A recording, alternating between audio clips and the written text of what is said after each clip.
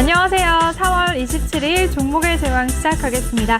간밤 미증시는 3대 지수 혼조세로 마무리를 했습니다. 다우지수는 하락했지만 S&P 500과 나스닥 지수는 상승을 했는데요. 특히 애플과 테슬라 등 주요 빅테크 기업들의 실적 발표를 앞두고 그 기대감으로 기술주 중심의 나스닥은 사상 최고치를 경신했습니다. 그럼 오늘 우리 시장 마감 상황 화면으로 함께 살펴보도록 하겠습니다.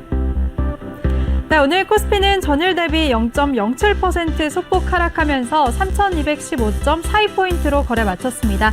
코스피 수급 상황 살펴보도록 하겠습니다. 오늘 코스피에서는 개인만이 홀로 4,400억 원대의 물량을 순매수했고요. 반면에 기관과 외국인이 동반 매도 우위 보였습니다. 기관이 1,000억 원대, 외국인이 1,600억 원대의 물량을 매도했습니다. 이번에는 코스닥 지수 살펴보시죠. 오늘 코스닥은 전거래일 대비 0.88% 하락하면서 1021.01포인트로 거래 마쳤습니다.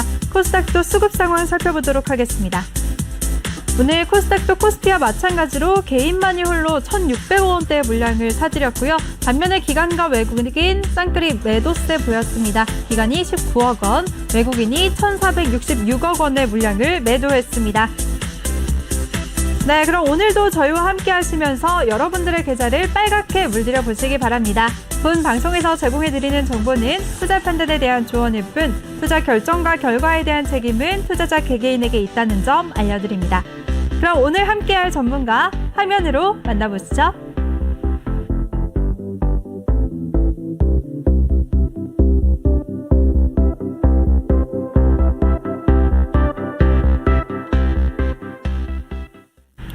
네, 우리의 친절한 키다리 아저씨 신광섭 전문가와 함께 할 텐데요. 먼저 더 많은 정보를 얻으실 수가 있는 노란톡방 참여 방법부터 안내해 드리겠습니다. 노란톡 오픈 채팅 검색창에 종목의 제왕 신광섭이라고 검색을 하시거나 아니면 핸드폰 카메라로 아래 보이는 QR코드 스캔하시면 한 번에 입장하실 수가 있습니다. 많은 참여 부탁드릴게요. 네, 그럼 신광섭 전문가 모셔보도록 하겠습니다. 전문가님 안녕하세요. 네, 안녕하세요. 네. 어제 이어서 오늘 또 네. 뵈니까 반갑네요. 맨날 뵈니까. 네네네.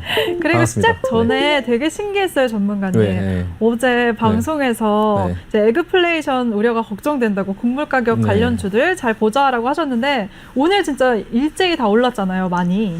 네, 뭐 종목별로 조금 오른 게 있고, 네. 네, 어제 말씀드렸던 종목들 중에서 오늘 조금 움직인 종목들이 있는데요. 네, 차차 그런 게 다 보이시나 봐요, 역시. 네, 조심하십시오. 대단하신 것 같아요. 네, 다 보입니다. 네.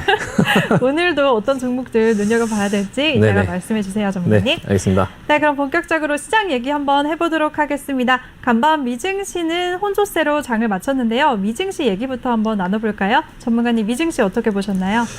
네, 미국 증시 이번 주에 이제 그 기술주들이 실적 발표를 줄줄이 이제 연이어서 할 예정인데요. 네. 지금 현재 이제 그 전체 기업 중에 한 25% 정도가 실적 발표를 했고요. 그 중에 한 80% 정도가 이제 그 예상했던 것보다 주당 순이익이 예상치를 다 넘어섰거든요. 그리고 이제 한 77% 정도의 기업들은 이제 그 매출이 예상치보다 더 좋아졌고, 그러니까 전반적으로 시장의 분위기는 이제 그 시장이 예상했던 것보다 기업들의 실적은 더 좋다. 아직까지 한 25% 정도의 기업들이 발표했음에도 불구하고 이제 그런 어떤 기업들의 그 상황들은 좋아졌다. 근데 좀 약간 좀 꺼림직한 건 그럼에도 불구하고 지수가 그렇게 많이 오르지 않고 있다라는 게 좀 약간 꺼림직하거든요. 지금 다우존스를 보시면은 어제 0.18% 정도 하락했는데요. 이 지금 차트의 모양이 오늘 어떻게 나오느냐에 따라서 이제 조금 지금 옆으로 누우면서 지금 조금씩 하락하고 있긴 하거든요. 나스닥 같은 경우는 그 다우존스하고 S&P 500이 이제 사상 최고치를 기록하고 나서 그 이후에 이제 사상 최고치가 이제 그 나스닥 같은 경우도 목표치다 보니까 거기는 찍어줬어요. 찍어주고 그리고 나서 이제 오늘 흐름이 어떻게 나올지 오늘 내일 모레 흐름이 어떻게 나올지 좀 봐야 될 것 같고요. S&P 500 같은 경우도 지금의 흐름으로 봐서는 일단은 계속 올라가도 이상하지 않고 내려가도 이상하지 않은 그런 모양이거든요. 반도체 같은 경우도 조정을 받고 반등이 나오는데 정고점을 넘어갈 수 있느냐 넘어갈 수 없느냐 이제 그런 상황들을 조금 지켜볼 필요가 있고, 달러 같은 경우도 지금 이제 조금 급격하게 좀 하락을 해갖고 좀 소폭 반등하는 모습이 보여지긴 했고요. 유가 같은 경우는 인도의 코로나가 지금 되게 심한가 봐요. 인도 쪽에서 지금 코로나가 지금 좀 그 병원 같은 경우가 막 다 마비될 정도로 의료시설이 마비될 정도로 지금 코로나가 좀 심각해져서 좀 인도의 그런 어떤 부분 때문에 좀 유가는 좀 하락했다고 하고요. 오늘 이제 그 테슬라 어제 이제 그 장이 끝나고 나서 테슬라가 실적 발표를 했는데 네. 테슬라가 이제 매출이 70% 정도가 오르고 순이익도 이제 여태까지 사상 최고치를 쳤는데요. 네. 근데 지금 테슬라는 시간에서 하락을 하고 있거든요. 근데 그 테슬라가 제일 먼저 기술주 중에 이제 발표를 했고, 그리고 이제 오늘 같은 경우 뭐 또 마이크로소프트하고 그리고 이제 구글이 시작 발표가 있죠. 네. 그 부분이 이제 또 나오고 나서 시장이 어떻게 반응하는지 봐야 되긴 하겠지만 일단은 조금 저는 개인적으로 좀 시장을 경계하고 있고요. 그리고 이제 실적 발표들이 나오면서 계속적으로 시장이 지금 이런 모멘텀 속에서 지금 크게 가지 못하고 좀 버텨주고 있으면서 종목들이 돌아서 올라올 때 계속적으로 좀 포트를 조정하자라고 계속 말씀을 드리고 있고, 이번 주에 이제 연준 회의가 있어요. 내일 연준 네. 회의가 있고, 뭐 아시다시피 조 바이든 대통령이 또 연설이 있는데 그 연설에서 증세안을 이제 시장에서 어떻게 할지를 주목하고 있거든요. 근데 지금 이제 주식 시장의 참가자의 한 사람으로서 제가 지금 아마 시장을 조금 본다고 할 때 아마 그 돈을 움직이고 시장을 움직이는 사람들도 마찬가지 시각에서 바라볼 텐데요.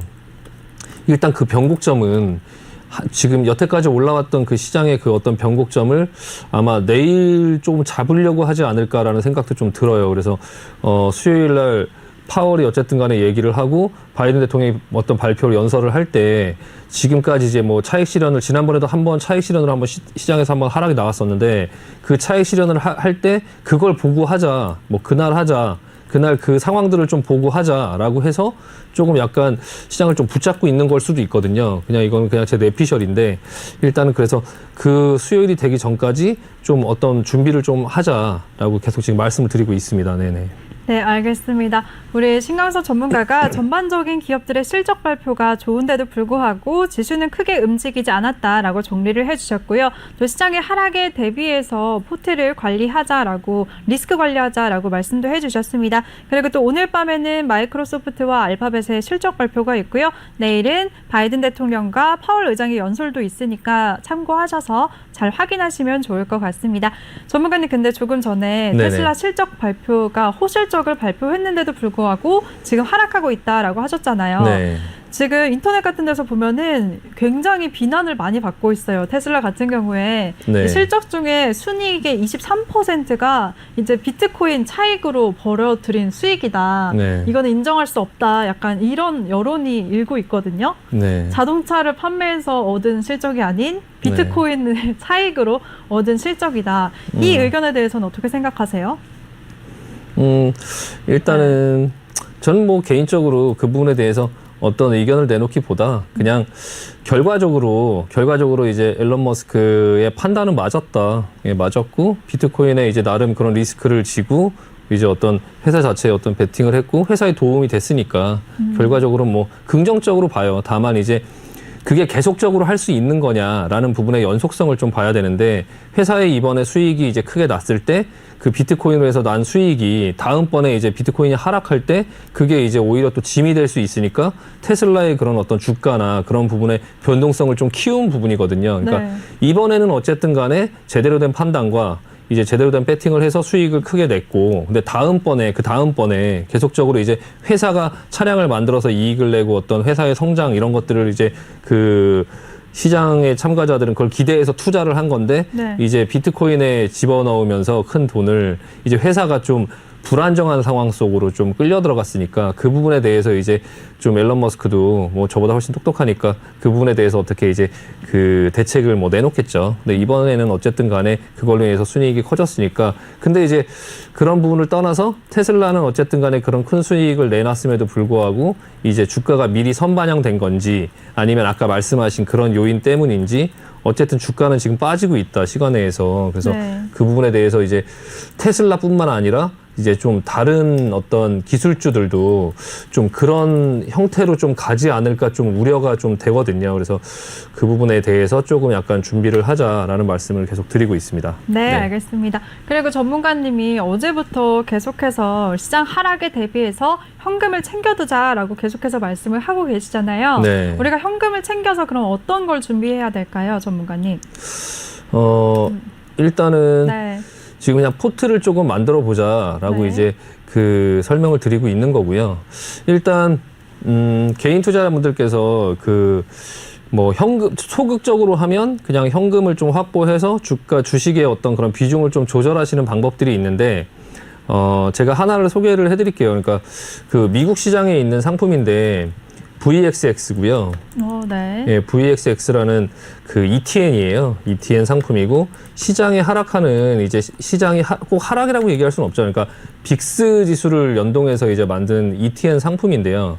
일단은 빅스 지수를 한번 보여드리면 지금 빅스가 그 이전부터 계속적으로 이렇게 하락을 하면서 이렇게 쭉 내려왔어요. 이때 당시에 이 빅스 지수는 이거는 이제 코로나 때 급등을 했죠. 급등을 하면서 이렇게 급등을 했던 거고 지금 이렇게 눌리면서 그 전에 하단을 이제 여기 하단을 좀 지켜주면서 내려오고 있다가 지금 하단이 뚫리면서 지금 빅스가 좀 이제 계속적으로 내려오고 있었거든요. 이렇게 하락 추세를 내려타다가 지금 빅스가 주가는 계속적으로 어떤 상승의 모습이 나오고 있는데 빅스는 지금 위에서 횡보하고 있는 모습이에요. 그러니까 어떻게 보면 약간의 변동성을 예상을 하는 사람들이 좀 생겼다라고 볼 수 있거든요. 근데 이제 요 빅스의 그 변동성을 가지고 만든 상품이 VXX라는 상품인데 이 VXX가 지금 $10 미만까지 내려왔어요. 지금 액면 병합을 하면서 지금 39.75달러까지 지금 그 액면 병합을 얼마 전에 했거든요. 이 빅스는 그 흔히 개인 투자자분들께서 아시는 인버스나 아니면 그런 곱버스나 이런 거하고 형태가 좀 달라요. 그러니까 인버스하고 곱버스는 1%가 올라가면 1%가 시장이 하락하면 1%가 올라가잖아요. 곱버스 같은 경우는 1%가 하락하면 2%가 올라가죠. 근데 이 빅스는 그 이전에 이제 그 VXX 상품 같은 경우 보면 $12 수준에서 $78까지 올라갔거든요. 그러니까 시장 지수가 뭐 5배, 6배가 빠진 게 아니지만 그런 어떤 급격한 변동성이 나오면 그 변동성에 따라서 이제 크게 움직이니까 약간 보험의 성격으로 가지고 있을 수 있는 상품이에요. 그러니까 곱버스처럼 1%가 시장이 올라간다고 2%가 빠지거나 그러지 않아요. 그러니까 변동성이 이제 좀 그 변동성에 의해 좌우가 되기 때문에 내려갈 때 좀 덜 내려갔다가 하루에도 15% 오르고 20% 오르고 그리고 뭐 그 다우 지수 같은 경우가 1, 2% 정도 빠지면 이 VXX는 한 7, 8% 정도가 올라가는 날이 있거든요. 물론 그렇게 빠져도 안 올라가는 날이 있긴 하지만 어쨌든 간에 지금처럼 시장이 변동성이 별로 없는 상태에서 어느 한쪽 방향으로 이제 특히 이제 하락 쪽으로 방향이 이제 크게 어느 정도 나온다고 하면 이 VXX 같은 경우는 하루에도 한 7, 8%, 10%, 15% 정도로 움직일 수 있기 때문에 기존에 이제 포트를 가지고 계시면서 뭐 팔지 못하는 종목들이 있거나 이제 그럴 경우에 좀 보험으로 조금 분할 매수해서 조금씩 이제 현재가에 맞춰가면서 조금씩 이제 가지고 가보실 수 있거든요. 그래서 어느 정도 그 상황들이 조금 해결이 되고 할 때까지 조금 가지고 있어 볼 만하고요.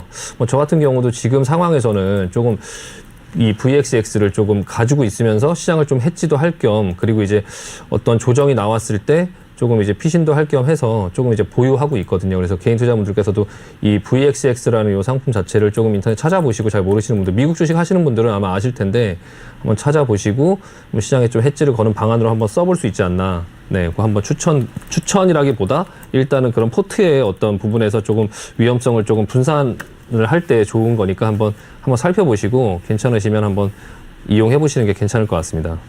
네, 알겠습니다. 시청자분들 앞으로 시장의 하락에 대비해서 우리 신강석 전문가가 현금 확보하자라고 하셨는데요. 주식 비중을 조절하거나 아니면 미국 시장 공포지수에 베팅하는 VXX 거래를 제안해 주셨습니다. 참고하시면 투자하실 때 도움이 되실 것 같습니다. 이렇게 꼼꼼하게 대응 전략을 세워주시는 우리 신강석 전문가인데요. 신강석 전문가와 함께할 수 있는 노란톡방 참여 방법 안내해 드리겠습니다. 노란톡 오픈 채팅 검색창에 종목의 제왕 신광섭이라고 검색을 하거나 아니면 핸드폰 카메라로 아래 보이는 QR코드 스캔하시면 한 번에 입장하실 수가 있습니다. 많은 참여 부탁드릴게요. 네, 그리고 전문가님이 요즘에 트렌드에 맞게 가상화폐에 대해서 얘기를 또 많이 해주시고 계시잖아요. 네. 어제는 이더리움에 대해서 소개도 해주셨고요. 네네. 전문가님, 오늘은 어떤 종목을 소개해 주실 건가요? 네. 일단 네. 그 가상화폐 같은 경우에 지금 현재는 조금 이제 저도 그렇고 지금 가상화폐 시장이 좀 이제 많이 올라왔잖아요. 근데 어느 정도 좀 그냥 경험을 해보자라는 측면에서 그냥 가볍게 접근을 하고 있고요. 네. 저도 그냥 뭐 적은 돈으로 그냥 경험만 한번 해보자라고 생각하고 지금 하고 있고 어쨌든 간에 그리고 또 하나의 상품으로 그냥 봤을 때 이제 그 주식의 여러 종목들을 사서 포트를 만드는 것처럼 그 중에 뭐 현대중공업 대신 그냥 뭐 비트코인을 하나 사놓는다 이런 그런 어떤 의미로 좀 한번 보자. 그리고 이 가상화폐 시장이 지금 굉장히 많이 올라왔기 때문에 또 이 시장의 어떤 조정이나 이런 부분들을 보면 또 주식 시장의 조정이나 이런 것들을 어느 정도 예상할 수 있고 시장의 바로미터로 쓸 수 있으니까 조금 계속적으로 관심을 갖고 좀 체크를 하면서 보자라는 의미로 지금 말씀을 드리는데 가상화폐 종류가 이제 굉장히 많다 보니까 그 부분에서 이제 하나하나 저도 보면서 찾아보면서 지금 어떻게 만들어진 건지 그런 것들을 좀 보고 있고요. 오늘은 비트코인 캐시를 한번 살펴봤거든요. 네. 예, 비트코인 캐시 같은 경우가 지금 이제 차트의 모양이고요. 일단 차트의 모양의 결론은 이더리움보다 지금 좋지는 않아요. 그래서 이더리움보다 확실히 좀 뒤에 있는 그런 어떤 가상화폐의 종류인 것 같고요. 이 비트코인 캐시는 2017년도에 이 비트코인에서 이제 분할돼서 이제 그 새로 만들어진 알트코인 화폐예요. 그러니까 대부분의 분들이 이제 그 비트코인을 제외한 나머지를 전부 알트코인이라고 하거든요. 그러니까 시장에서 알트코인 할 때 그 알트코인이 뭐야? 이렇게 생각하시는 분들이 있으실 수 있는데 그냥 비트코인 그 외에는 전부 알트코인. 알트코인 안에는 뭐 리플, 뭐 이더리움, 그리고 뭐 비트코인 캐시, 라이트코인 뭐 여러 가지가 있겠죠. 뭐 도지코인 뭐 이렇게 여러 가지가 있을 텐데 지금 현재 이 라이트코인 같은 경우는 이제 시가총액이 한 13조 정도 되고요. 이 라이트코인을 보고 있는 이유는 이 부분을 좀 알아보고 하려고 하는 이유는 이더리움, 라이트코인, 그리고 비트코인, 그리고 이제 비트코인 캐시, 그리고 요 것들이 이제 그 페이팔에서 결제를 해주는 그 가상화폐예요. 그래서 그런 거 위주로 한번 보자라고 말씀드린 거고요.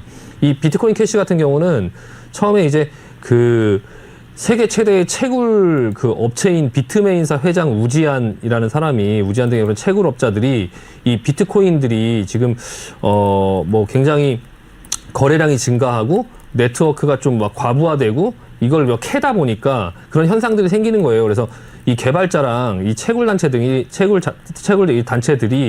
이 블록체인에 대한 어떤 이 비트코인 이거 너무 지금 과부하돼 있고 거래량도 너무 많고 이걸 좀 개선을 해보자라는 논의를 하다가 그냥 하나 만든 거예요.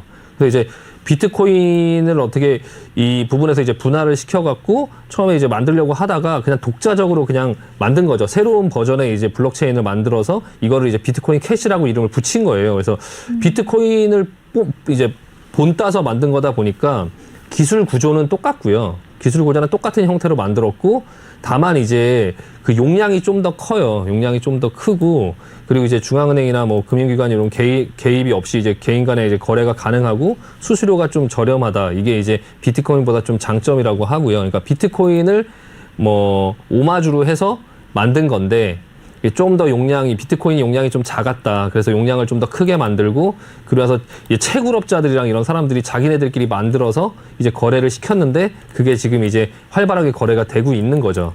그래서 이제 어떻게 보면 비트코인의 좀 아류라고 할 수 있죠. 근데 그게 이제 거래가 좀 많이 되면서 지금 현재 이런 상황들이 됐고요. 지금 차트의 모양을 보면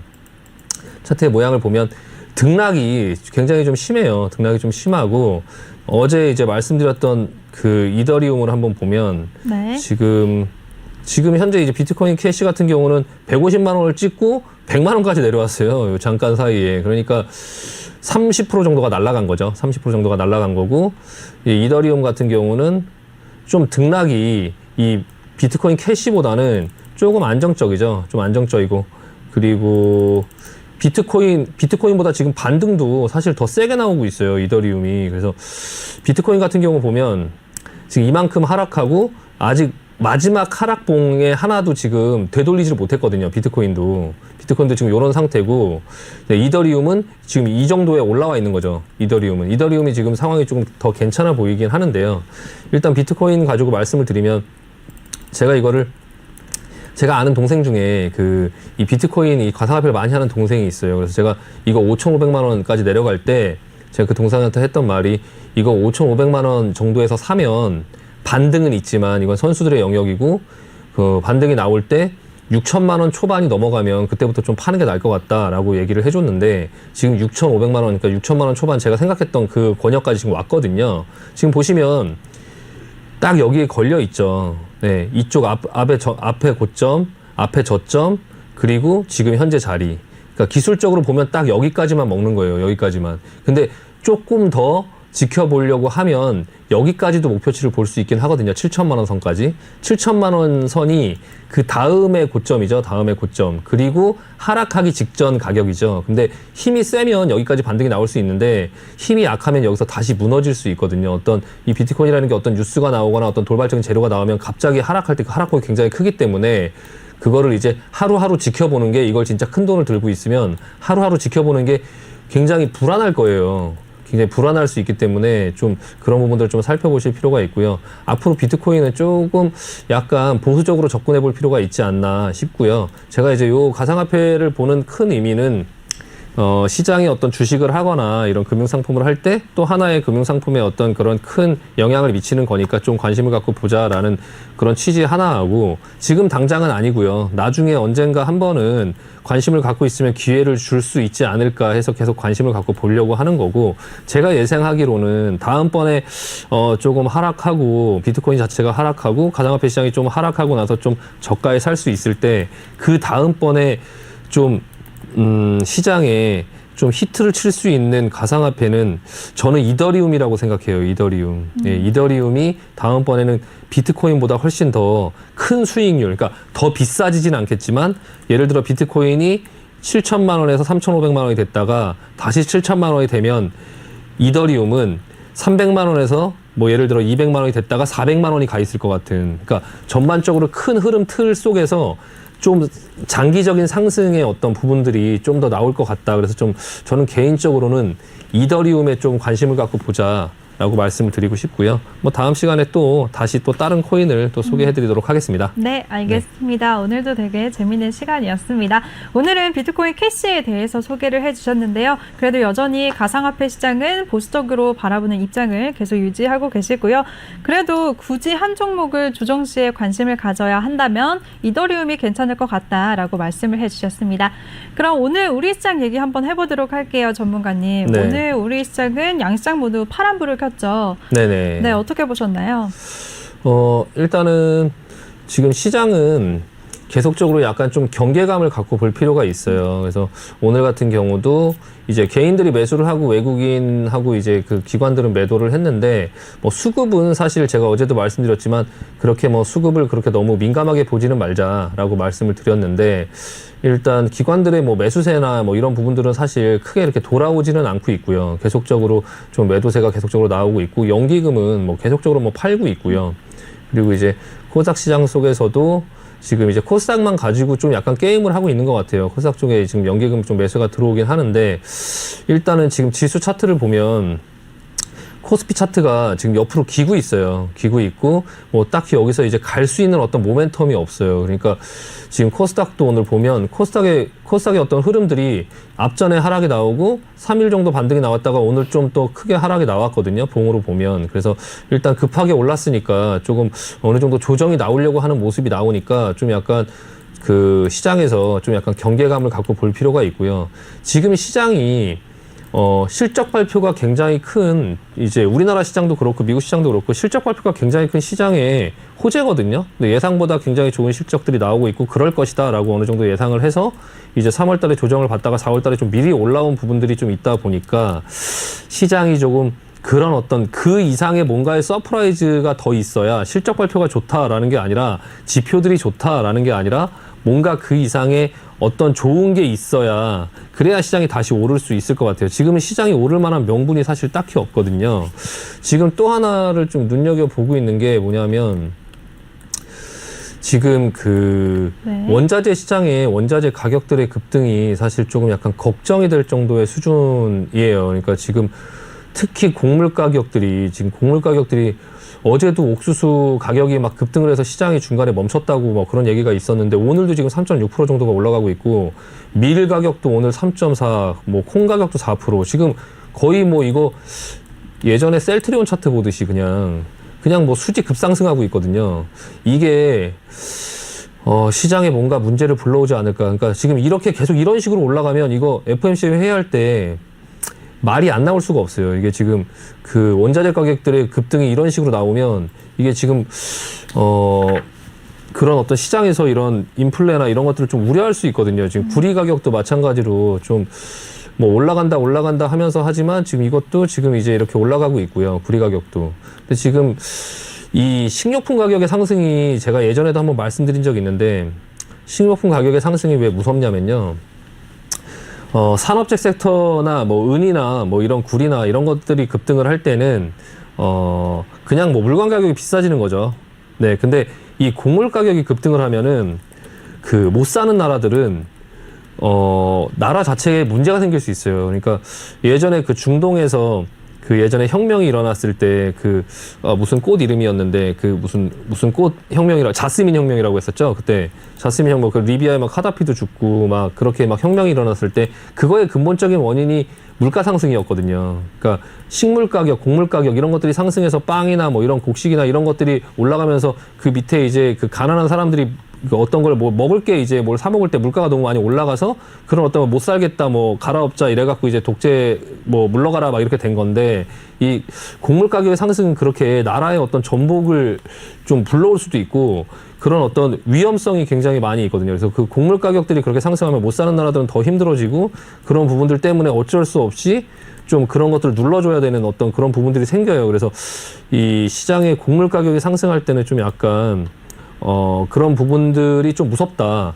저희 차트를 보면 굉장히 좀 무서운 생각이 들거든요. 그래서 이 시장의 하락의 마지막, 시장의 상승의 마지막 피날레가 항상 곡물 가격인데 지금 곡물 가격의 상승이 너무 급하게 나오니까 이게 시장의 상승이 끝났나 하는 생각이 좀 약간 들 때가 있어요. 그래서 지금 이걸 보면서 좀 생각이 좀 많아지는데 일단은 제가 주식을 이제 오래 하다 보면 그 경험이 있잖아요. 경험이 있고 그리고 어떤 감각이 생겨요. 감각이. 그러니까 그런 여자들의 육감처럼 이 주식을 네. 하는 사람들의 그런 어떤 육감이 있는데 지금 현재 어떤 지표나 이런 여러 가지 상황들에 대해서는 시장이 뭐 하락할 것 같지 않아요. 지표를 봤을 때는. 근데 그냥 저는 그냥 개인적으로 지금 어제부터 오늘도 그렇고 계속적으로 보면서 약간 경계감이 생기고 약간 이제 좀 약간 뭔가 무섭다라는 생각이 들거든요. 그런 어떤 설명할 수 없는 뭔가의 그런 어떤 공포감이 자꾸 생겨요. 그래서 그 부분 때문에 저는 약간 조심하는 게 뭐 나쁘지 않으니까 저는 계속 조심하고 있고요. 그래서 지금 그런 어떤 뭐 저의 육감을 믿고 다 매도해라 이런 얘기는 아니고 약간 포트를 좀 조심해서 조심해서 나쁠 건 없지 않나. 그래서 제가 약간 그런 걸 느끼니까 약간 계속 말씀을 드리고 좀 조심하자. 남들이 다 지금 파티를 즐기고 막 실적 좋고 뭐하고 막 지수 더 가고 더 간다. 뭐 종목 뭐 계속 간다 막 하는데 내 종목이 만약에 빠지고 있거나 그런 부분들이 있다면 좀 경계를 하자. 그리고 물렸던 종목들이 지금 올라올 때 좀 어느 정도 현금화를 좀 하자. 그리고 제가 하나를 말씀드리면 이 시장에 어떤 주가가 내려갈 때 어떤 형태를 하나 말씀드리면요. 네. 지금 보시면 차트로 그냥 간단하게 보여드리면서 설명을 드릴게요. 지금 지수가 이렇게 내려가잖아요. 지수가 이렇게 내려가요. 그럼 내가 갖고 있는 종목들이 다 같이 내려가요. 다 내려가죠. 마이너스가 계속 나요. 마이너스가 계속 나죠. 근데 지수가 이렇게 올라오죠. 올라왔을 때 내 종목들이 플러스로 돌아오질 않아요. 내 종목들이 돌아오지 않고요. 그리고 다시 누르잖아요. 누르고 다시 오를 때 이 정도 올라왔을 때 이제 내 종목들이 플러스로 돌아와요. 그러니까 어떤 말씀이냐면 만약에 요런 상황이잖아요. 지수가 이렇게 내려가요. 그럼 내 종목 마이너스 나죠. 지수가 올라오죠. 올라올 때 내 종목 플러스로 안 돌아와요. 안 돌아오고 계속 내려가요. 내려가다 이렇게 내려가잖아요. 그러면 종목들 그냥 손쉽게 막 30%, 40%, 50% 이렇게 물리거든요. 그러니까 지금 요렇게 올라오는 요렇게 지금 이렇게 슈팅이 걸리면서 이렇게 올라왔을 때 현금화를 어느 정도 해놓고 비율을 맞춰놓지 않으면 이렇게 시장이 요만큼만 조정이 내려와도 이 종목 회복하는데 시간이 굉장히 오래 걸려요. 이만큼 올라왔을 때 내 종목 안 올라와요. 내 종목 안 올라오고 이렇게 고생하다가 한 이만큼 정도 올라와야 이제 종목이 올라오거든요. 이 기간이 굉장히 오래 묶여 있을 수 있어요. 그리고 이때 현금화를 하지 않으면 이만큼 내려오고 이만큼 내려올 때 아무것도 할 수 없어요. 그러니까 이렇게 올라올 때 시장에 수익을 낼 수 없다는 얘기죠. 그러니까 현금을 어느 정도 확보하고 대비를 해놔야 이런 변동성이 생겼을 때 그 안에서 또 수익을 내면서 매매를 할 수 있거든요. 그래서 지금 이렇게 올라올 때 무작정 계속적으로 고를 하지 말고 한번 끊고 가자. 한번 끊고 어느 정도 지금 여기서 물렸던 종목들 지금 여기에 왔을 때 본전 오거나 수익이 됐으면 그러면 그 종목들 한번 끊고 가자라고 지금 말씀을 드리는 거고요. 현금을 좀 확보하면서 경계감을 좀 갖고 그리고 시장을 좀 보자라고 말씀드리고 싶습니다. 네, 알겠습니다. 우리 신강섭 전문가가 실적 발표가 큰 호재인데도 불구하고 시장에 반영이 안 되고 있기 때문에 시장이 딱히 오를 명분이 없다라고 우리 시장 진단을 해주셨고요. 그리고 곡물 가격의 급등은 앞으로 시장의 위험성이 올 가능성이 높기 때문에 조심하자, 앞으로 현금을 많이 챙겨두자라고 조언도 해주셨으니까요. 참고하시면 좋으실 것 같습니다. 그럼 오늘장 이슈됐던 이슈 섹터에 대해서 얘기 나눠보도록 하겠습니다. 전문가님, 어제는 네. 바로 해운주의 날이었다고 정의를 내린다면 네. 오늘은 철강주의 날이었다고 해도 과언이 아닐 것 같아요. 네. 철강주도 진짜 해운주 못지않게 계속 올라가고 있는데요. 철강주들 오늘 어떻게 보셨나요? 네, 철강주가 지금 네. 연이어서 뭐 잔치 중이에요. 지금 계속 잔치 중이고 맞아요. 지금 뭐 올라가고 있는 동국제강이 가장 대표적인데 이 동국제강을 뭐 지금이라도 사야 되나요? 이런 질문 많이 하시잖아요. 저도 그거 묻고 싶어요. 네, 저도 묻고 네. 싶네요. 이거 동국제강 지금이라도 사야 될까요? 이거? 네. 네. 지금 계속적으로 올라오다가 쉬었다가 지금 슈팅이 걸리면서 이제 급등을 하는 모습이 나오고 있는데 이게 동국제강을 접근하기에는 조금 네. 부담이 되고요. 만약에 근데 이미 보유자의 영역이다라고 보실 수 있으니까 네. 보유자분들은 그럼 어떻게 대응을 해야 될까요? 더 상승할 수 있을까요? 시장에 뭐 정답은 없죠. 근데 네. 거래량이 터지면서 윗꼬리를 맞았기 때문에 약간 지금부터는 조금 약간 분할 매도를 하자라고 이제 말씀드리고 싶고요. 사실 네. 이거는 이때부터 사실 그냥 갖고 있으신 분들이었으면 지금까지 아마 못 갖고 있을 확률이 많아요. 근데 아직까지 만약에 들고 있다면 이거를 계속 안 파실 생각으로 들고 계신 분들인데 이분들은 더 올라가도 안 팔 거고 내려가도 안 팔 거거든요. 근데 좀 그런 분들에게 말씀을 드리면 지금 거의 다 왔고요. 지금 약간 좀 분할 매도를 하고 한번 쉬었다 갈 수 있는 그런 부분들이 좀 필요하고요. 근데 다만 이게 다시 쉬었다가 또 갈 수 있어요. HMM처럼. HMM도 5,000원부터 15,000원권역까지 올라왔다가 13,000원권역으로 쉬었다가 지금 다시 올라가서 30,000원권역까지 갔잖아요. 네. 그러니까 그런 부분에서 보면 그냥 뭐 또 쉬었다가 다시 갈 수는 있는데 일단 동국제강 같은 경우 그리고 이제 만약에 철강주를 한다고 하면 네. 저도 한번 보긴 봐야 될 것 같고요. 지금 KG 동부제철 같은 경우가 좀 뒤따라서 가고 있어요. 뒤따라서 지금 가고 있고 오늘 좀 큰 상승이 나왔고요. 지난번에 한번 소개를 해드리긴 했었는데 사실 이걸 소개를 해드리고 저는 매수를 하긴 했었어요. 일단은 내려왔을 때 여기서 잘 매수를 했는데 참 이게 3일 안 가니까 왜 안 가지? 이러고서 팔았더니 다시 가네요. 네. 약간 이제 그런 에피소드가 있는데 일단은 철강주를 계속적으로 조금 보긴 봐야 될 것 같다. 지금 이제 원자재 가격들의 상승이나 그런 부분들이 지금 계속 이어지고 있고 지금 KG 동부제철도 그렇고요. 이제 실제적으로 볼 수 있는 종목들 같은 경우는 네. 어떤 게 있을까요? 약간 뒤처져 있는 종목들을 볼 필요가 있을 것 같아요. 이게 세아베스틸 같은 경우가 계속적으로 올라가는 모습이긴 한데요. 세아베스틸 같은 경우는 제가 예전에 이 종목의 어떤 그런 성격을 이제 보면 이 세아제강, 세아베스틸 요 그룹 관련주들이요. 이 앞전에도 상승 보이시죠? 이게 올라가기 시작하면 약간 좀 거래량도 그렇게 많이 없는 종목이고 하다 보니까 좀 이렇게 한동안 굉장히 긴 기간 동안 상승하는 이런 특성이 있거든요. 이건 경험자들이 알 수 있는 건데 이 세아베스틸 같은 경우 동국제강도 물론 괜찮긴 하지만 만약에 본다고 하면 세아베스틸을 한번 좀 보실 필요가 있으실 것 같고요. 네. 그리고 지금 포스코 강판이 지금 굉장히 잘 가고 있는데 이게 지금 강판 관련된 그 회사들이 좀 괜찮아요. 전반적으로. 그러니까 그 강판 가격들이 좀 많이 올랐다고 하더라고요. 지금 사상 최고가로 많이 올랐다고 하는데 좀 이게 단기간에 너무 많이 올라와서 이 앞전에도 이렇게 단기간에 올라오고 나서 옆으로 이렇게 한동안 쉬었는데 지금도 이제 거의 쉴 자리가 된 것 같아요. 그러니까 비율이 거의 맞죠. 지금 앞전의 상승과 뒤의 상승이 거의 비율이 맞으니까 아마 거의 일단 목표치까지는 온 것 같고요. 이 외에 이제 뭐 휴스틸도 지금 꾸역꾸역 지금 계속 가고 있고요. 계속적으로 가고 있고 이 휴스틸도 그 신한그룹의 이제 회사인데 조금 그 배당도 좀 있고 하다 보니까 회사도 조금 건실하고요. 근데 일단 요 매물대가 굉장히 많이 쌓여 있는 이 구간까지 지금 일단 오긴 왔거든요. 근데 좀 조정을 보이고 그리고 나서 조금 다시 움직이지 않을까라는, 앞으로도 계속적인 상승 추세는 아마 살아있을 것 같아요. 이게 쉽게 꺾일 것 같지가 않아요. 이게 철강주들 올라가는 어떤 모양들을 보면 쉽게 꺾일 것 같지는 않고 계속적으로 좀 관심을 갖고 볼 필요가 있다라고 말씀드리고요. 네, 오늘 또 NI스틸 같은 경우에 또 상한가를 갔어요, 전문가님. 네, 그 열연 대리점 관련주들이 좀 오늘 좀 많이 상승을 했거든요. 그 네. 이제 그 포스코로부터 이제 그 철강이나 이런 것들을 받아서 그 대리점에서 이제 판매를 하는 그런 회사들인데요.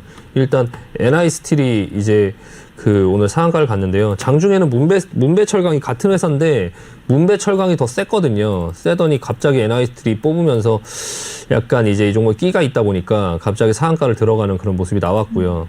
문배철강은 이제 오히려 조금 밀리면서 끝났는데, 지금 NI스틸이 계속적으로 이 앞전부터 이 열연대리점 같은 경우에 움직임이, 나중에 철강주들의 움직임이 나오다가 움직임이 나올 거다라고 예상을 하고 있었고, 그래서 그 전부터 말씀을 드리긴 했는데, 이게 굉장히 지루한 흐름이다 보니까 이게 언제 올라갈지 그 타이밍을 맞추기가 이제 굉장히 어렵잖아요. 그래서 네. 그거를 그냥 편안하게 갖고 있었으면은 이 상승도 아마 할 수 있었을 텐데, 약간 개인적으로는 조금 좀 지루한 종목이어서, 문배철강 같은 경우도 마찬가지로 앞전부터 계속 모양을 만들어 갔어요. 올라갈 거라는 어느 정도의 신호를 계속 시그널을 줬었고요.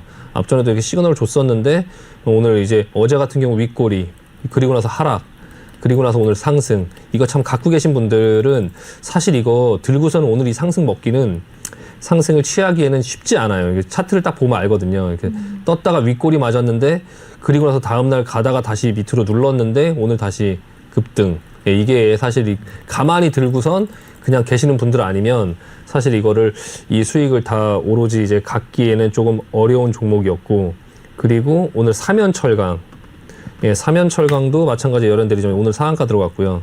이 종목도 모양을 보면 이거 문배철강하고 같은 사람들이 하는 것 같아요. 모양이 똑같거든요. 지금 문배철강하고 지금 모양 비슷하고요. 그리고 이제 아직 오르진 않았지만 이런 끼를 갖고 있는 회사들이 있어요. 경남스틸. 네, 경남스틸. 거래량이 많지 않아요. 그래서 올려놓고 지금 옆으로 횡보하고 있죠. 거래량이 많지 않아서 좀 하기 힘들고, 동양에스텍. 예전 시장에서는, 예전이죠. 옛날 옛적에. 뭐 호랑이 담배 피던 시절 10년 전이죠. 10년 전에는 네.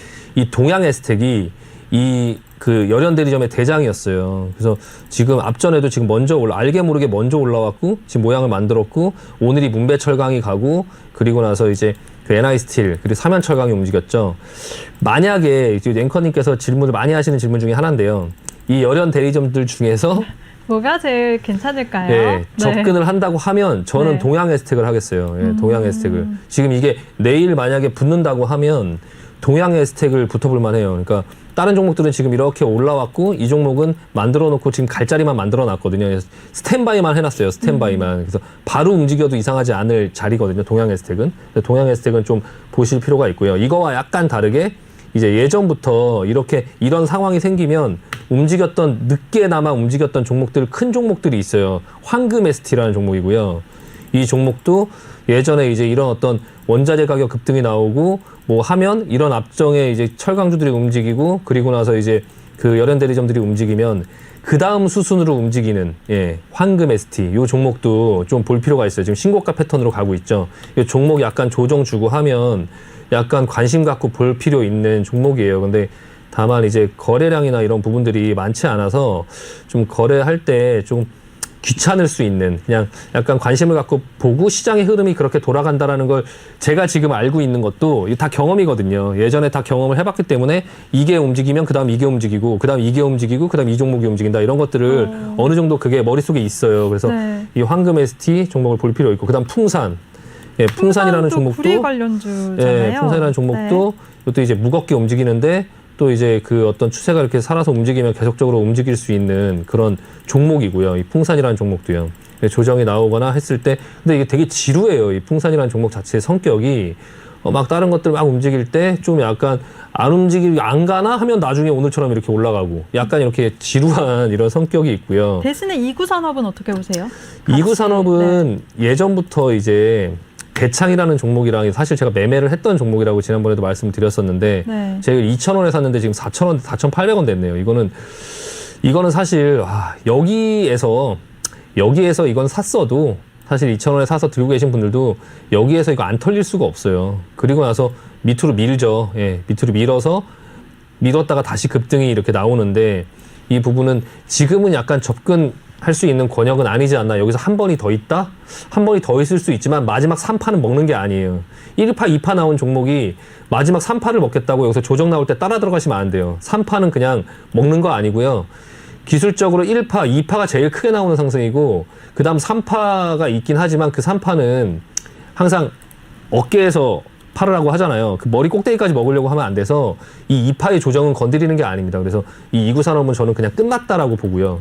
예, 대창이라는 종목도 마찬가지 이구산업하고 똑같이 움직이는, 그러니까 이게 최초에 시작된 게 이 원자재의 사이클이 이 순서를, 이게 주식이 얼마나 어렵냐면 저는 이 순서를 다 알고 있었어요. 그래서 이구산업, 대창 얘네가 움직이고 그리고 나서 철강주들이 움직인 다음에 그 다음에 열연대리점이 움직이고 그 다음에 마지막이 황금ST 풍산 얘네가 움직이는 거예요. 그러니까 황금ST 풍산은 크게 시세를 내지 못해요. 그냥 꾸역꾸역 나오는 그런 시세인데 지금 현재 열연대리점의 시세가 끝났냐 끝나지 않았냐 그 부분을 사실 정확하게 알 수는 없지만 열연대리점의 시세는 아직 끝나지 않았어요. 그러니까 이 열연대리점의 시세는 아직 남아 있는데 이 열연대리점의 시세가 나고 나서 그 와중에 이제 황금ST나 이런 부분들이 움직이겠지만 이구산업이랑 대창은 좀 어느 정도 좀 시세가 끝나 보이거든요. 그래서 그 부분은 이 이구산업, 대창 그리고 한 종목 더 그냥 나중에 참고로 알고 계시면 서원이라는 종목인데 이게 이 서원이라는 종목이 원래는 이구산업보다 더 대장이에요. 근데 이 종목이 왜 못 갔냐? 서원 이거 왜 못 간 것 같으세요? 이거 혹시 알고 계시나요? 글쎄요. 이 이낙연 관련적으로 묶여갖고 앞전에 이 급등이 나오면서 이 세력들이 이걸 건드릴 수는 없잖아요. 예, 이낙연으로 이미 벌써 이만큼 올라온 종목을 이런 것도 아셔야 돼요. 그러니까 이구산업 대창은 원래 예전에 그 뒤에 후에 2등주, 3등주예요. 1등주는 서원이거든요.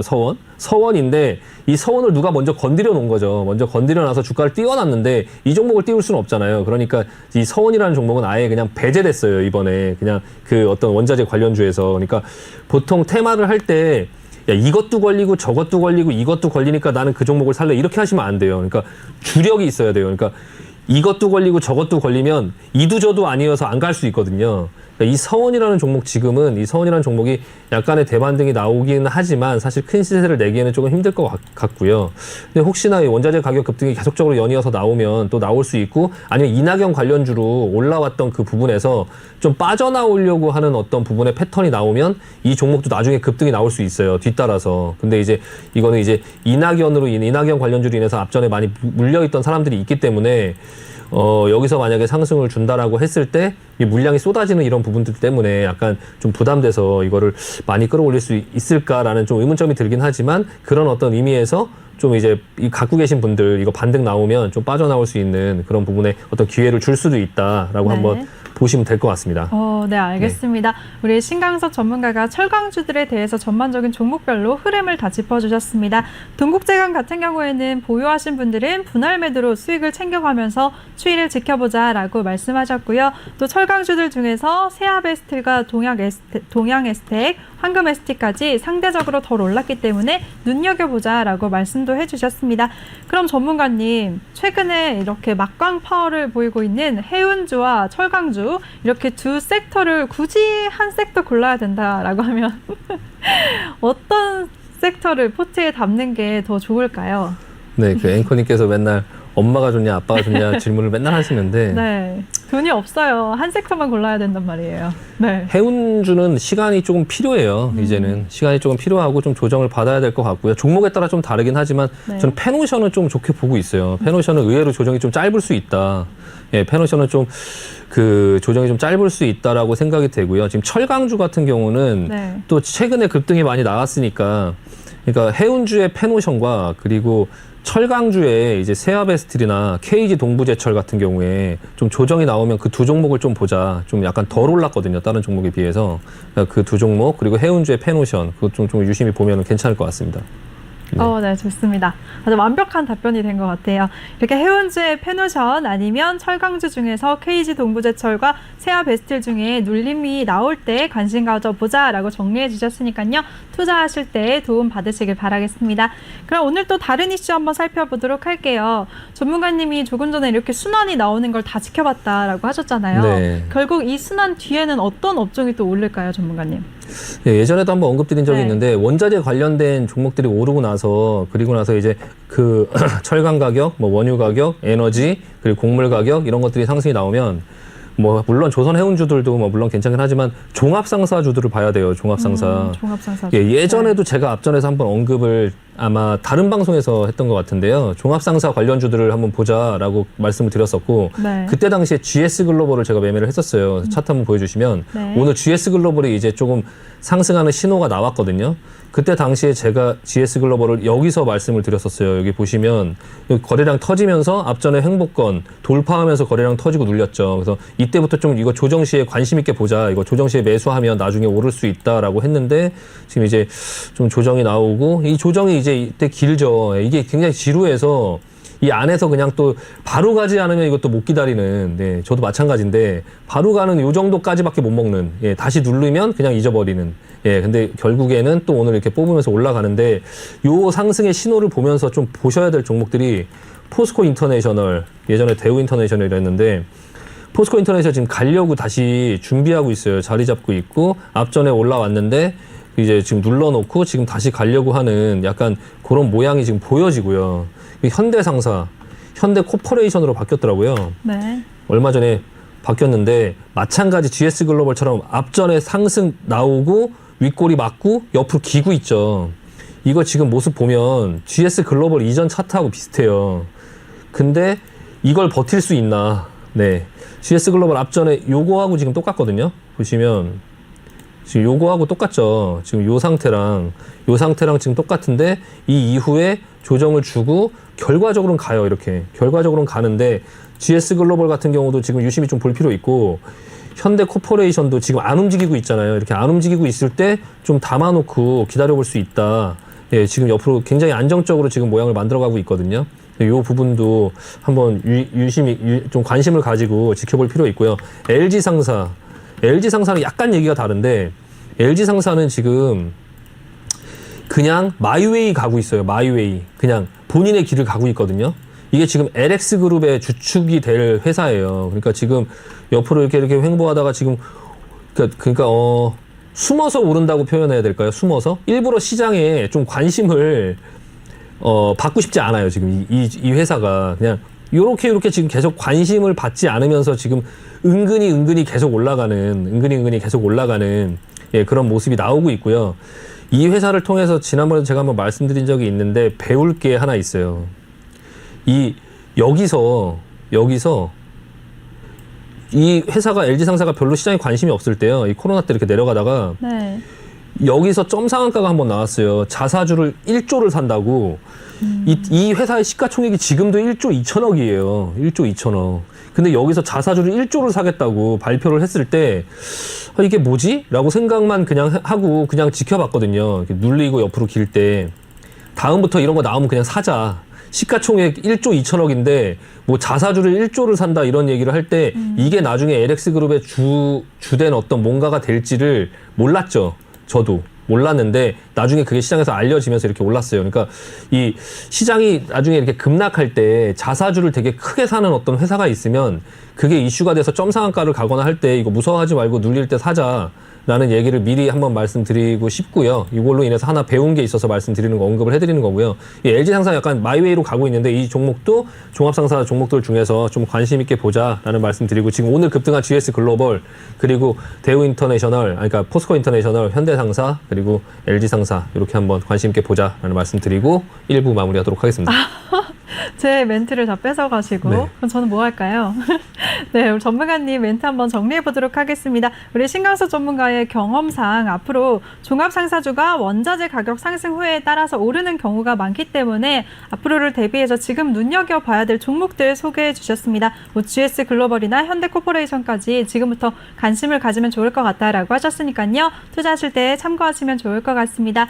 이렇게 명쾌하게 시장을 정리해 주시는 우리 신강섭 전문가와 함께하고 싶으신 분들 노란톡방 참여 방법 다시 한번 알려드리겠습니다. 노란톡 오픈 채팅 검색창에 종목의 제왕 신광섭이라고 검색을 하시거나 아니면 핸드폰 카메라로 아래 보이는 QR코드 스캔하시면 한 번에 입장하실 수가 있습니다. 또 잠시 후 2부에서는 종목 상담도 마련이 되어 있으니까요. 종목 상담 원하시는 분들 종목명, 매수가, 비중 이 세 가지 함께 남겨주시면 저희가 바로 도와드리겠습니다. 그리고 본 방송에서 제공해드린 정보는 투자 판단에 대한 조언일 뿐 투자 결정과 결과에 대한 책임은 투자자 개개인에게 있다는 점 알려드립니다. 그럼 저는 잠시 후 2부에서 다시 찾아뵙도록 하겠습니다. 채널 고정해주세요.